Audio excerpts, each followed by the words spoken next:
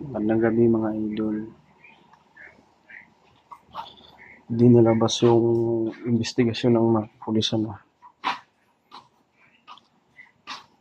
Nawala ko hindi talaga ilalabas yan. Kasi ang nagpapatay kay Mima, mga kapwa vlogger lang din. Nagkaunsihan. Tapos isisisi nyo sa DDS. Di ba?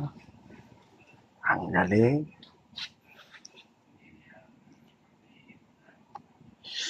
Kapwa vlogger lang. Dapat imbestigahan nyo yan.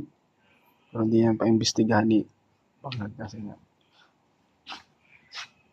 Malaman ng taong bayan. Bayaran kayong mga vlogger. Mga gunggong, inutil, pobo, duwag, gunggong. Kahit anong paninira pa hindi Sara, hindi masisira yan.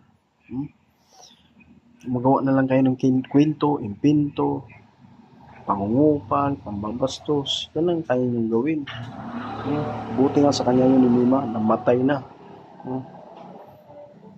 Buti nga sa kanya yung patay na siya. Masaya kami. Mga ulol kayo. Kaya pasakuran kayo ni Palaka, wala naman kayong silbi.